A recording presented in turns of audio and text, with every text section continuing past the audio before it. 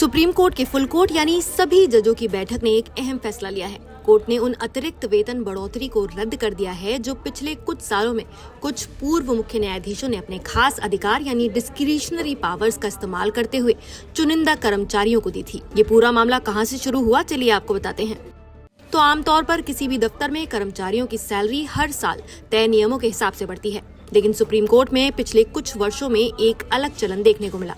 कुछ पूर्व सीजेआई ने अपने कार्यकाल के आखिरी दिनों में, चाहे उनका कार्यकाल कुछ महीनों का ही क्यों न रहा हो, कुछ कर्मचारियों को अतिरिक्त वेतन वृद्धि यानी एक्स्ट्रा इंक्रीमेंट्स दे दिए।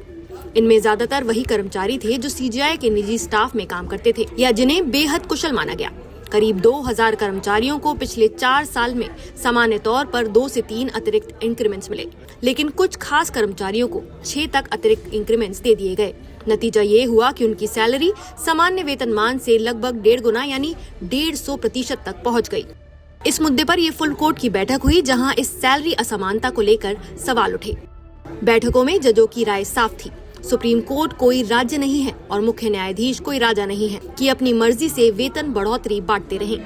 लंबी चर्चा के बाद सभी जजों ने मिलकर तय किया कि आगे से किसी भी तरह की विवेकधीन वेतन वृद्धि तभी दी जाएगी जब फुल कोर्ट उसकी मंजूरी देगा, और पिछले कुछ सालों में जो ऐसी अतिरिक्त इंक्रीमेंट्स दी गई थी उन्हें वापस लिया जाएगा।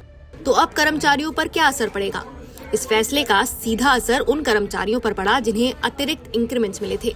कई लोगों की सैलरी अचानक कम हो गई और कुछ मामलों में तो 40,000 रुपए प्रति माह तक की कटौती हो गई। कर्मचारियों का कहना है कि उन्होंने बढ़ी हुई सैलरी को ध्यान में रखकर घर के खर्च, लोन और दूसरी जरूरतों की योजना बनाई थी। ऐसे में एकदम से वेतन कम हो जाना उनके लिए बड़ा झटका था। कुछ कर्मचारियों ने ये भी आरोप लगाया कि तत्कालीन सीजेआई को कुछ रजिस्ट्रारों ने गलत जानकारी दी थी, जिसके आधार पर ये वेतन बढ़ोतरी दी गई। कई कर्मचारियों ने कहा कि अगर कोर्ट इन अतिरिक्त इंक्रीमेंट्स को भविष्य की वार्षिक वेतन वृद्धि में समायोजित कर देता तो उनकी सैलरी अचानक नहीं घटती और उन्हें आर्थिक परेशानी का सामना नहीं करना पड़ता। फुल कोर्ट के इस फैसले को सुप्रीम कोर्ट में पारदर्शिता, समानता और वित्तीय अनुशासन की दिशा में एक बड़ा कदम माना जा रहा है।